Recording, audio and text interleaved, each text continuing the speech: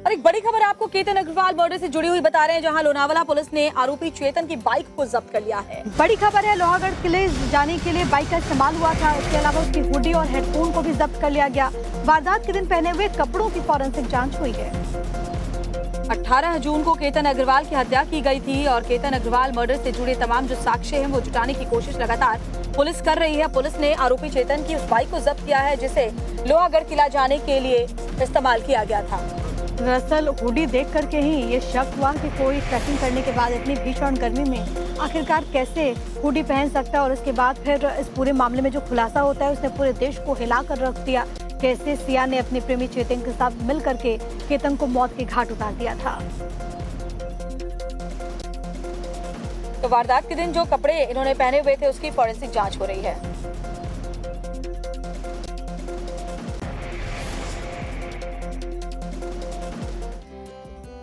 तो पुणे के केतन अग्रवाल मर्डर मामले में हर रोज एक नया पन्ना मानो कि पलट रहा है। लोहागढ़ की पहाड़ियों पर केतन अग्रवाल की मौत का जो खेल खेला गया उसकी मिस्ट्री अब धीरे धीरे क्लियर हो रही है। पुलिस का दावा है कि हत्या से पहले बाकायदा प्लानिंग की गई थी, कोड वर्ड्स तक तय किए गए थे और वारदात के बाद डिजिटल जो एविडेंस थे उन्हें मिटाने की भी पूरी साजिश थी। आखिर क्या था मर्डर के मास्टर प्लान का कोड वर्ड और कैसे खुला ये राज, देखिए एक्सक्लूसिव रिपोर्ट में आप।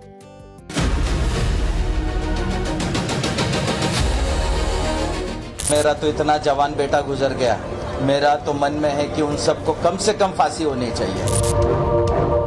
पुणे के केतन अग्रवाल मर्डर केस में एक तरफ आरोपियों को फांसी देने की मांग हो रही है तो दूसरी ओर मर्डर के मास्टर प्लान से लेकर मंगेतर के कथित कातिल कोड का खुलासा हो रहा है। केतन से सिया की नफरत की केमिस्ट्री सामने आ रही है तो वहीं वेल प्लान्ड मर्डर की डिजिटल मिस्ट्री का भी खुलासा हो रहा है।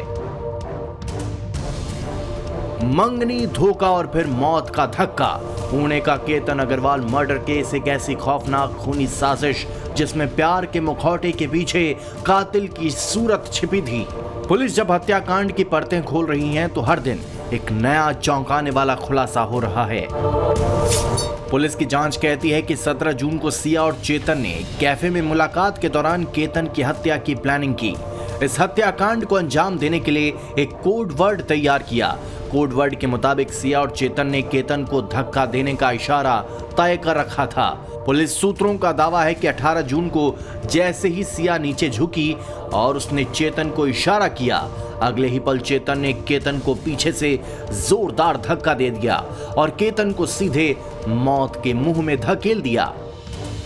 सिया वहां पर ऊपर बैठ जाने के बाद वो इस तरीके से बैठी है। ये पुलिस की थ्योरी है, पुलिस का कहना है कि इस तरीके से सिया ने बताया है। सिया इस तरीके से बैठी है, उसने कुछ पैर में जूते या कुछ करने की एक्टिविटी कोशिश की है।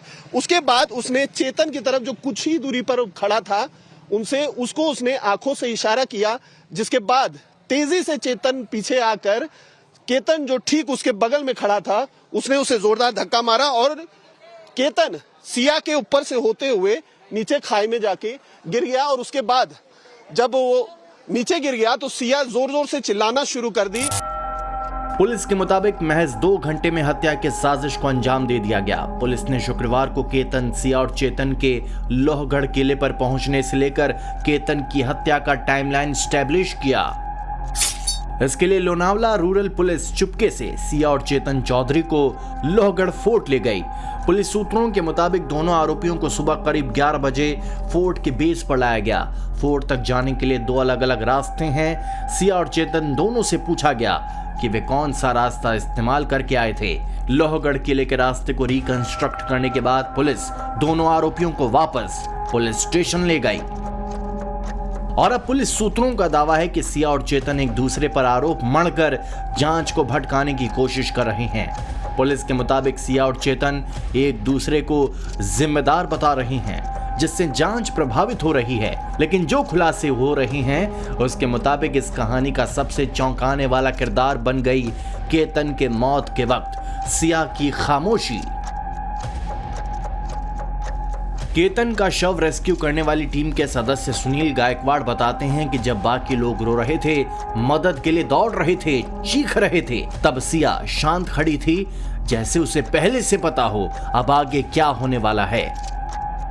हमारे ग्रुप मेंबर्स ने कुछ ने बात की, देखी थी उसको, तो वो बोल रहे थे कि थोड़ी शांत थी, रो नहीं रही थी। बाकी पब्लिक जो थे वो जोर जोर से चिल्ला रहे थे, लेकिन वो थोड़ी शांत थी बाकी लोगों से। एक ऐसी साजिश जिसकी स्क्रिप्ट लिखी गई थी मुलाकातों में, जिसका कोड वर्ड तय हुआ था एक इशारे में और जिसे अंजाम दिया गया एक धक्के से, लेकिन कातिलों ने बड़ी गलती कर दी थी।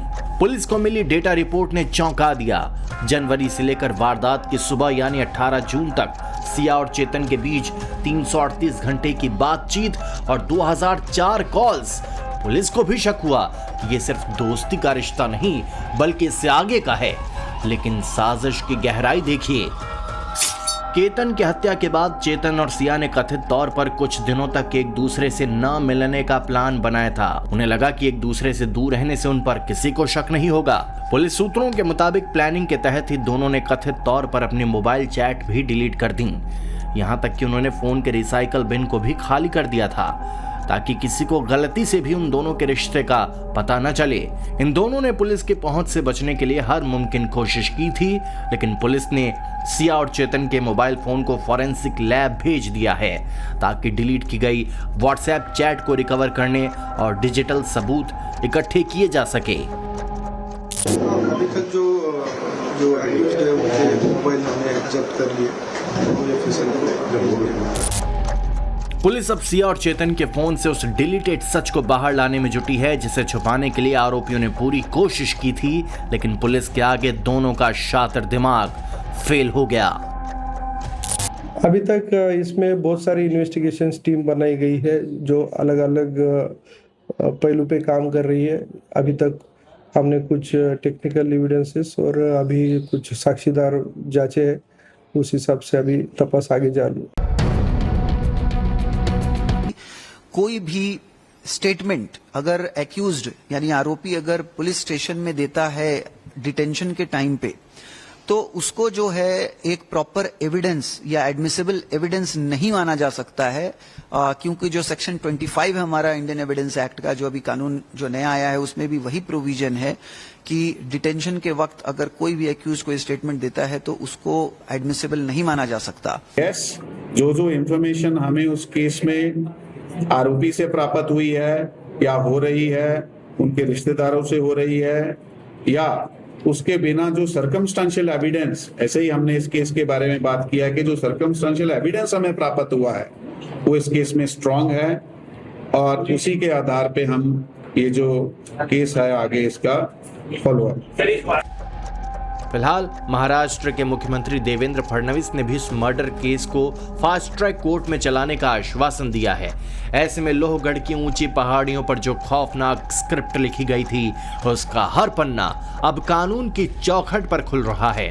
सिया का वो शांत चेहरा हो या चेतन की वो खामोश साजिश या फिर वो 338 घंटे की डिजिटल गवाही, सभी की तरफ इशारा कर रहे हैं कि कातिलों के लिए अब बच निकलना नामुमकिन होगा। हालांकि जांच जारी है और सच का सामने आना अभी बाकी है। पुणे से अतुल सिंह के साथ bureau report, times now Navbharat.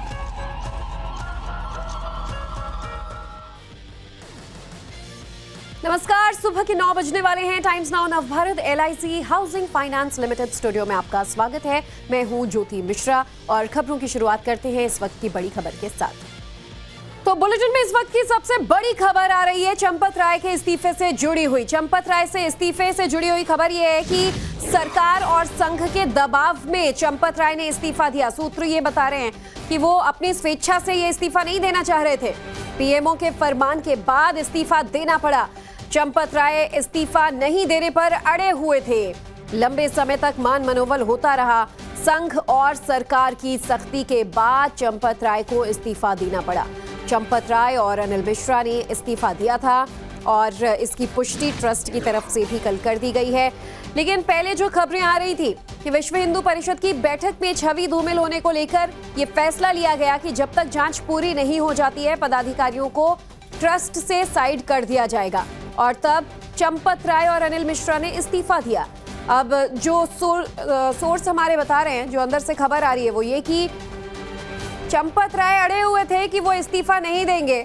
और देखिए, कुछ ऐसे ही बयानबाजी उनसे जुड़े लोग भी मीडिया के सामने कर रहे थे कि इस्तीफे की क्या जरूरत है।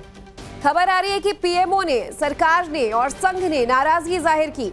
इसके बाद उन पर दबाव बना। काफी मान मनोबल के बाद चंपत राय इस्तीफा देने के लिए राजी हुए और फिर महासचिव के पद से चंपत राय ने इस्तीफा दिया। तो बड़ी खबर चंपत राय के इस्तीफे से जुड़ी हो इस वक्त आपको बता रहे हैं। राम मंदिर दान घोटाला मामले में गड़बड़ी के आरोपों के बाद ट्रस्ट के खिलाफ जांच जारी है। ट्रस्ट के महासचिव है चंपत राय और अब देखना ही होगा कि इस पूरे मामले में और क्या कुछ बातें सामने आती हैं। क्या चंपत राय का कोई डायरेक्ट इन्वॉल्वमेंट या रोल भी था? क्या उन्हें पता था कि उनसे जुड़े लोग इस तरीके से चंदा चोरी करने में लगे हुए हैं? बहरहाल चंपत राय इस्तीफा क्यों नहीं देना चाहते थे और कैसे उन्हें इस्तीफा देने के लिए मान मनोबल करवाना पड़ा, पूरी इनसाइड स्टोरी हम आपको बताते हैं इस इस्तीफे की। तो दरअसल गड़बड़ी की बात सामने आने के साथ ही संघ और सरकार दोनों चाहते थे कि इस्तीफा हो जाए। हरिद्वार में विश्व हिंदू परिषद की बैठक हुई और इसमें भी इस्तीफे की पटकथा तैयार की गई। विवाद के बावजूद इस्तीफा नहीं देना चाहते थे चंपत राय, अड़े हुए थे कि मैं पद से हटूंगा नहीं। लंबे समय तक चंपत और अनिल मिश्रा के इस्तीफे का इंतजार होता रहा। वो अपनी स्वेच्छा से पद नहीं छोड़ना चाहते थे और फिर इस्तीफे का दबाव इन पर बनाया गया। लंबे समय तक इस्तीफे को लेकर मान मनोबल हुआ। चंपत राय नहीं माने तब संघ और केंद्र सरकार की सख्ती देखी गई और फिर दबाव के बावजूद चंपत राय, अनिल मिश्रा ने इस्तीफा नहीं दिया। पीएमओ से आदेश आए, इसके बाद जाकर इन लोगों ने इस्तीफा दिया है। सीधा अयोध्या लिए चलते हैं। हमारे संवाददाता विनोद मिश्रा लगातार वहां से अपडेट्स हम तक पहुंचा रहे हैं।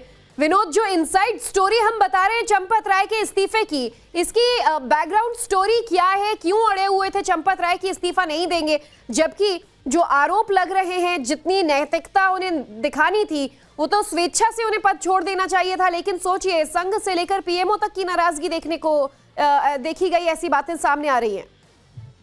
बिल्कुल सही कहा आपने। अब सवाल कोई भी उनकी इंटीग्रिटी को, उनकी नैतिकता को लेकर नहीं उठा रहा था। सवाल लोगों का, जो ट्रस्ट के लोग थे, जो बाकी मेंबर थे, जो विश्व हिंदू परिषद के लोग थे, जो संघ के लोग थे या सरकार के जो लोग थे, वो इनका ये मानना था कि आपको इस्तीफा इसलिए देना चाहिए क्योंकि आप गुनाहगार है, इसलिए नहीं देना चाहिए। इसलिए देना चाहिए कि आप अगर आप इस्तीफा देंगे तो मैसेज आएगा कि भाई हम जो कार्रवाइयां हो रही हैं उसमें कोई दखलंदाजी नहीं है। लेकिन चंपत राय को लगता था कि अगर वो इस्तीफा दे देंगे तो उनकी इंटीग्रिटी को लेकर सवाल उठेगा, उनकी नैतिकता को लेकर उठेगा, उनके अपने जो उनका बिहेवियर रहा है उसको लेकर सवाल उठेगा। उनको लग रहा था कि इससे वो दोषी करार दिए जाएंगे। लेकिन लगातार जब आपको याद होगा कि करीब पिछले हफ्ते जो है हरिद्वार में विश्व हिंदू परिषद की मार्गदर्शक दल के मंडल की एक बैठक हुई थी। उस बैठक में जितने भी साधु संत थे, जो भी विश्व हिंदू परिषद से जुड़े लोग थे, उन सबका मानना था कि इनको इस्तीफा दे देना चाहिए, जांच में सहयोग करना चाहिए। एक मैसेज जो लोगों को के बीच जाए, जो श्रद्धालु हैं, जो भक्त हैं, उनको ये मैसेज जाए कि पारदर्शी तरीके से पूरी जांच हो रही है। लेकिन चंपत राय नहीं माने। इतना ही नहीं, कहा यह जा रहा है कि जब संघ की ओर से भी कहा गया कि जैसे ही मामला सामने आया तुरंत इन्हें इस्तीफा दे देना चाहिए था ताकि पूरे मामले की पारदर्शी करके जांच हो पाए। और जांच से ज्यादा जरूरी है कि एक मैसेज जाए कि पूरे मामले की जांच पारदर्शी तरीके से हो रही है, ट्रांसपेरेंसी है। लेकिन चंपत राय इसके लिए भी तैयार नहीं हुए। कहा गया कि शुक्रवार की रात तक, देर रात तक चंपत राय को कहा गया कि भाई आप दीजिए, वरना आपको जो ट्रस्ट है वो आपके बर्खास्तगी की मैसेज जारी करेगा और कहा जाएगा कि ट्रस्ट ने चंपत राय को बर्खास्त कर दिया, ट्रस्ट को, चंपत राय को बाहर निकाल दिया गया है। तो ये ज्यादा बदनामी आपकी होगी, इससे आपकी छवि धूमिल होगी। बेहतर है कि आप नैतिकता के आधार पर इस्तीफा दे दें। और उसके बाद अगले दिन जो है ट्रस्ट की तरफ से लेटर जारी हुआ कि ये इस्तीफा आ गया। तो ये एक तरह से अपनी जिद पर अड़े हुए थे कि उनको लगता था चंपत राय को कि अगर वो इस्तीफा दे देते हैं तो उनकी इंटीग्रिटी पर सवाल है, उनकी नैतिकता पर सवाल उठेगा, और इसीलिए वो इस्तीफा देने के लिए राजी नहीं थे। हालांकि बाद में संघ की ओर से, केंद्र सरकार की ओर से कहा गया कि अगर ऐसा आप नहीं करेंगे तो फिर आपको हटाया जाएगा।